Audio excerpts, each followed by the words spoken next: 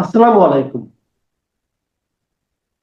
অন্য মঞ্চের আজকের আলোচনায় আপনাদের দর্শক, দেশে শরীফ ওসমান হাদির মৃত্যু, প্রথম আলো ডেইলি স্টার, ছায়ানট উর্দিচিতে হামলা, এই ব্যাপারগুলো বাংলাদেশের গণমাধ্যমের গণ্ডি পেরিয়ে আন্তর্জাতিক গণমাধ্যমে ব্যাপকভাবে সরগরম হয়েছে। আন্তর্জাতিক অঙ্গনে আমাদের ভাবমূর্তি একেবারে তলানিতে পৌঁছেছে। বিশেষ করে এই নির্মম হত্যাকাণ্ড এবং প্রথম আলো ডেইলি স্টারের মতো বাংলাদেশের সবথেকে বড় দুটি গণমাধ্যমে আক্রমণ, সেই আক্রমণে গণমাধ্যমের কণ্ঠরোধ করা, বাক স্বাধীনতায় হস্তক্ষেপ করা, এই ব্যাপারগুলো সামনে আসছে। এই ব্যাপারগুলো যখন আসছে তখন বাংলাদেশে ভারত বিরোধিতা, ভারতে বাংলাদেশ বিরোধিতা, এই ব্যাপারগুলোও আমরা দেখছি। দুই দেশের সরকারের মধ্যে চিঠি, বিবৃতি, এই চালান, এগুলো মন্তব্য, প্রতিমন্তব্য, এই ব্যাপারগুলোও দেখছি। বাংলাদেশ দোষারোপ করছে ভারতকে, ভারত দোষারোপ করছে বাংলাদেশকে। সেই প্রেক্ষাপটে বাংলাদেশ ভারতের সম্পর্ক তলানিতে নেমেছে।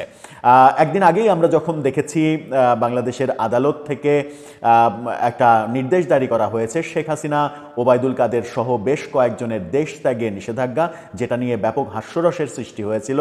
যখন বাংলাদেশ সরকার শেখ হাসিনাকে আনুষ্ঠানিকভাবে ফেরত চেয়ে ভারত সরকারের কাছে চিঠি পাঠাচ্ছে, তখন কি বাংলাদেশের আদালত কিংবা বিচারকরা জানেন না যে শেখ হাসিনা দেশে নেই, শেখ হাসিনা ভারতে অবস্থান করছেন, তার দেশ ত্যাগে নিষেধাজ্ঞা জারি করার এই ব্যাপারটা? তাই নানা ধরনের প্রশ্ন তৈরি করেছে যখন, তখন এএনআই, বার্তা সংস্থা এএনআই, তারা ওদিকে ভারতে থাকা শেখ হাসিনার একটা সাক্ষাৎকার প্রকাশ করেছে।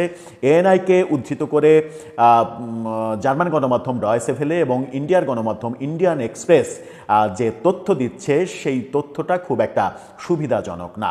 কি বলছে এই দুটি আন্তর্জাতিক গণমাধ্যম শেখ হাসিনা সম্পর্কে? শেখ হাসিনা বাংলাদেশের সামগ্রিক ব্যাপার এবং আদালতে তার বিচারাধীন ব্যাপারগুলো, তার উপরে যে দেশ ত্যাগের নিষেধাজ্ঞা, দেশে ফেরানোর চেষ্টা, এই ব্যাপারগুলো নিয়ে শেখ হাসিনার বক্তব্য কি? চলুন একটু জেনে দেখি এই ভিডিওতে। থাকবেন পলিটিক্স টিভির নিয়মিত আয়োজনে।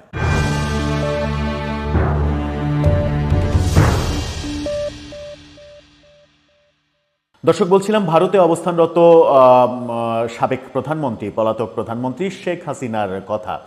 শেখ হাসিনাকে উদ্ধৃত করে বার্তা সংস্থা এএনআই একটা সাক্ষাৎকার প্রকাশ করেছে এবং এএনআইকে উদ্ধৃত করে ভারতীয় গণমাধ্যম ইন্ডিয়ান এক্সপ্রেস এবং জার্মান গণমাধ্যম ডয়েচে ভেলে যে বার্তা দিচ্ছে, সেই বার্তাটাতে অন্তত এটা স্পষ্ট হওয়া যায় যে শেখ হাসিনা দেশে ফিরছেন না। কি কি বললেন তিনি? ইন্ডিয়ান এক্সপ্রেসের শিরোনামটা দেখে নিন। সেখানে তারা বলছে, I want return to face political assassination, Hasina hits out to at Yunus, says India's concern over its diplomats' safety in Bangladesh justified. এই তথ্য যখন বলছে তখন আমরা যদি একটু বাংলায় বিশ্লেষণ করি, তাহলে তিনি বলতে চাচ্ছেন, রাজনৈতিক হত্যার মুখোমুখি হতে আমি আর ফিরে যাব না। ইউনুসের প্রতি তীব্র সমালোচনা করে হাসিনা বলেন, বাংলাদেশে ভারতের কূটনীতিকদের নিরাপত্তা নিয়ে উদ্বেগ যৌক্তিক। বাংলাদেশের প্রাক্তন প্রধানমন্ত্রী শেখ হাসিনা বলেছেন যে তিনি বর্তমান পরিস্থিতিতে দেশে ফিরবেন না। তার বিরুদ্ধে আইনি ব্যবস্থাকে রাজনৈতিকভাবে উদ্দেশ্য প্রণোদিত বলে অভিহিত করেছেন তিনি দেশে ক্রমবর্ধমান অনাচার ও সহিংসতার জন্য মোহাম্মদ ইউনুসের নেতৃত্বাধীন অন্তর্বর্তী সরকারকে দায়ী করেছেন। বলছেন, আপনি আমার রাজনৈতিক হত্যার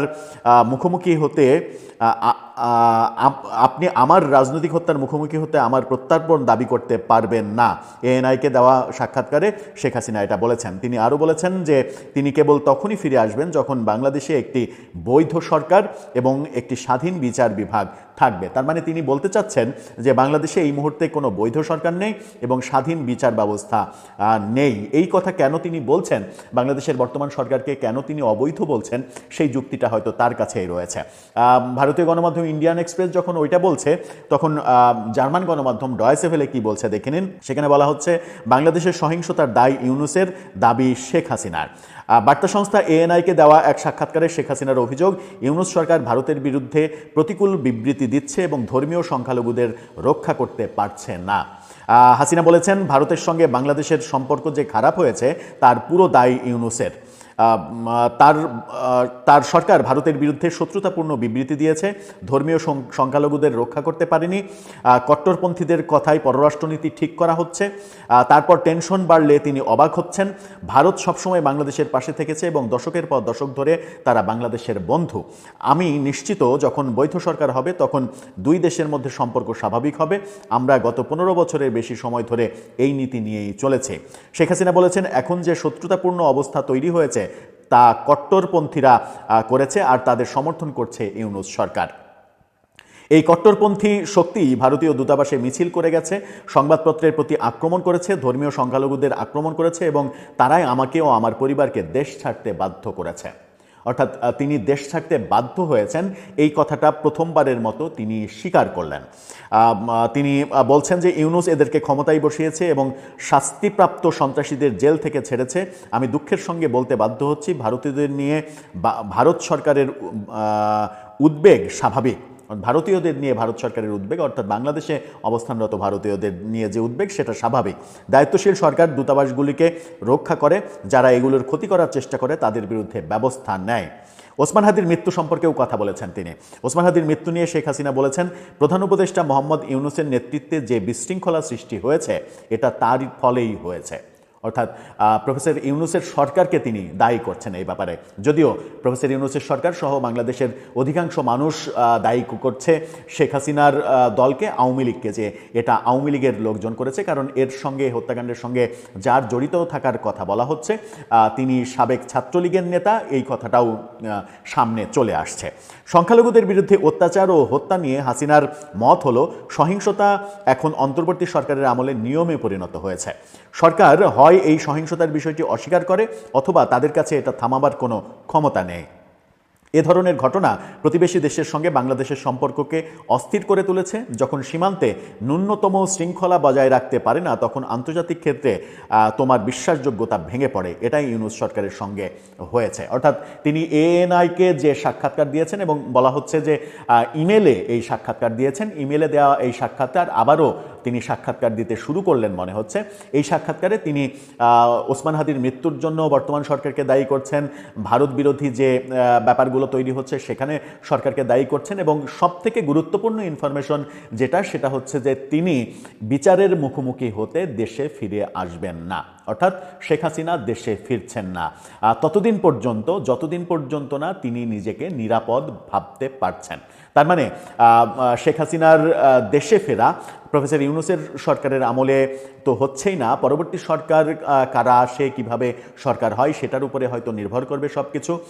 পরবর্তী সরকারের সঙ্গে যদি একটা ব্যাকডোর আন্ডারস্ট্যান্ডিং তার হয় কিংবা তিনি করতে পারেন তাহলে হয়তো ফিরতে পারেন।